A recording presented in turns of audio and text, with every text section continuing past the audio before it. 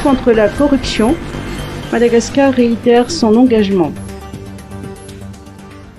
Lors de la 32e session spéciale de l'Assemblée générale sur la prévention de la corruption et le renforcement de la coopération internationale, Lazandjian Nizine, directeur général du Bianco, a réitéré la volonté de Madagascar à renforcer la lutte contre la corruption, compte tenu des nouveaux contextes nationaux et mondiaux et de l'ampleur du phénomène.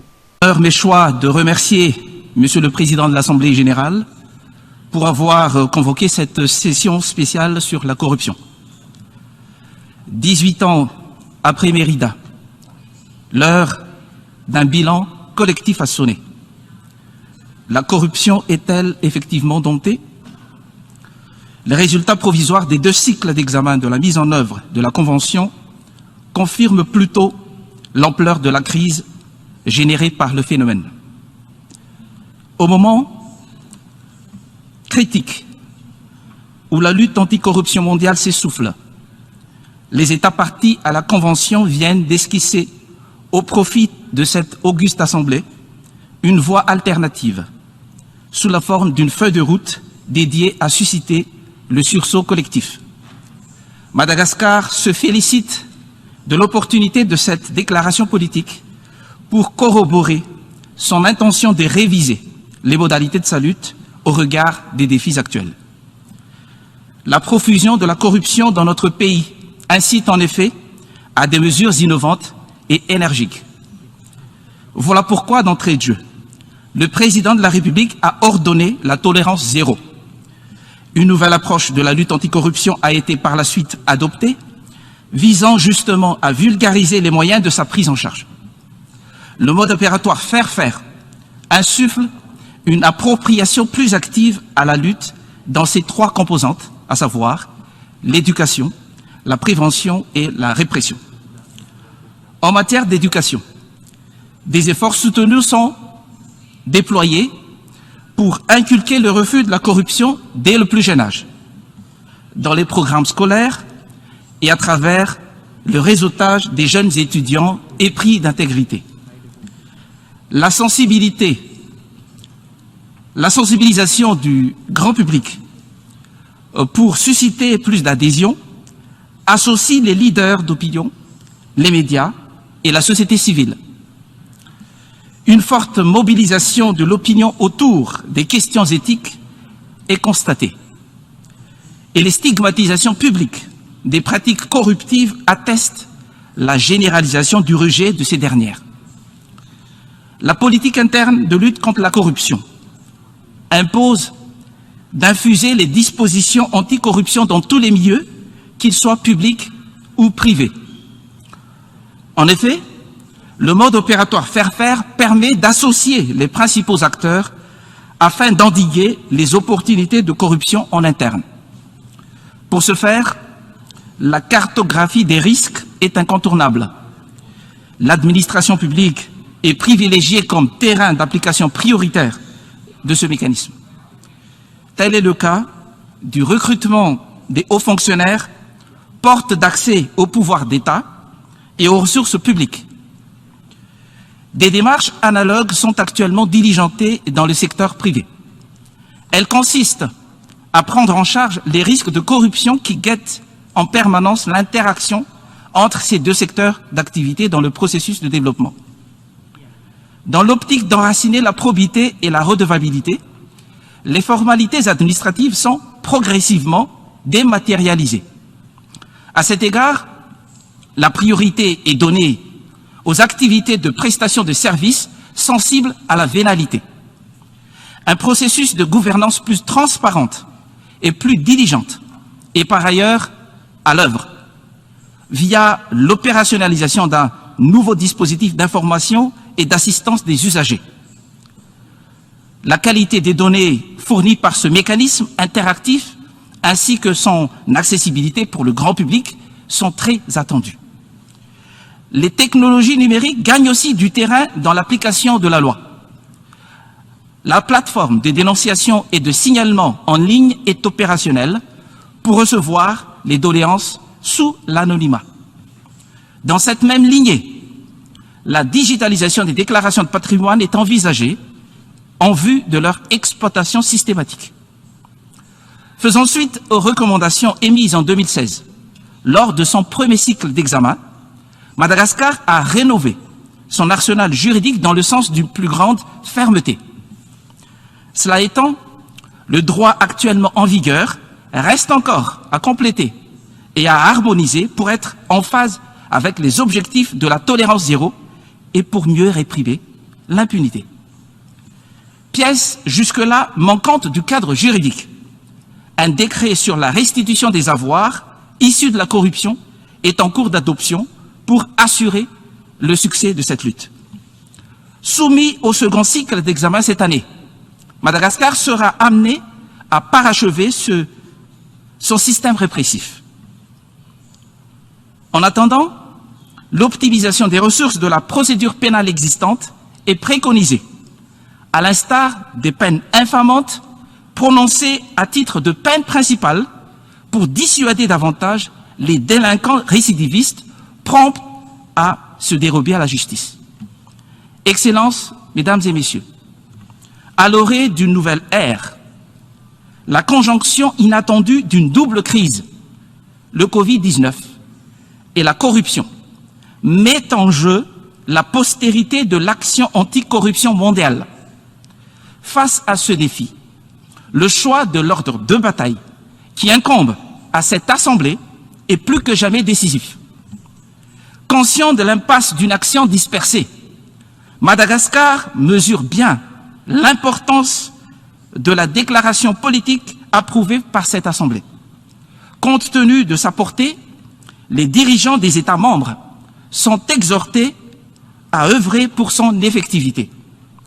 C'est dans cette optique que l'État malgache renouvelle ici solennellement son engagement ferme à y souscrire.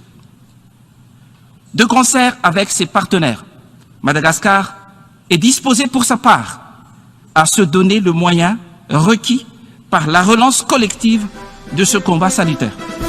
Merci de votre aimable attention.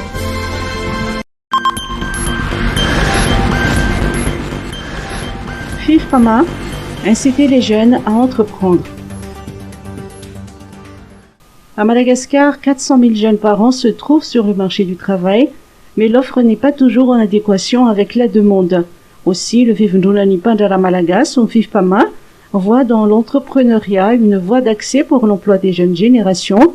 C'est dans cette optique que le FIFPAMA a signé une convention de partenariat avec l'établissement d'enseignement supérieur INSCAE afin d'inciter les jeunes à entreprendre. Le président du FIFPAMA nous apporte plus de précisions. Cette cérémonie s'inscrit dans une vision beaucoup plus grande en termes de développement de l'entrepreneuriat. C'est un honneur pour nous ici d'avoir permis l'assistance. Madame Kirabimanatou, je vous remercie de votre présence, qui est donc l'ancien président du conseil d'administration de l'université et qui avait eu cette belle initiative de mettre en place le salon de la recherche et de l'emploi avec l'université. Et ça s'inscrit toujours dans cette logique de mettre en relation le monde économique et le monde de la formation. Pour un objectif bien précis, c'est le renforcement de l'employabilité des jeunes. C'est la mise en contribution des résultats de recherche pour le développement du pays. Et c'est pour ça que la cérémonie à laquelle nous assistons actuellement s'inscrit également dans cette logique de développement de l'entrepreneuriat. Et je pense que ce n'est pas la première ni la dernière, parce qu'il y a déjà d'autres établissements qui sollicitent le FIFPAMA, des établissements qui souhaitent également développer l'entrepreneuriat des jeunes pendant leur cursus académique. Et comme le FIFPAMA se veut être un vivier d'entrepreneurs qui contribuent réellement au développement de l'économie, il est tout à fait normal, selon le point de vue du conseil d'administration, si le FIFPAMA va nouer des relations de partenariat avec les établissements qui s'inscrivent dans cette logique de développement de l'entrepreneuriat. Cette collaboration permettrait de cadrer les formations en tenant compte des besoins réels du marché, ce qui contribuera à relancer l'économie nationale.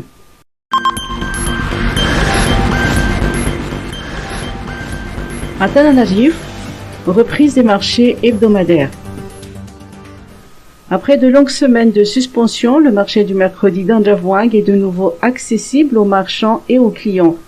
Pour cette réouverture, les mesures sanitaires sont strictes, respect des gestes barrières, port de masque obligatoire pour tous et le lavage des mains, qu'ils soient acheteurs ou vendeurs.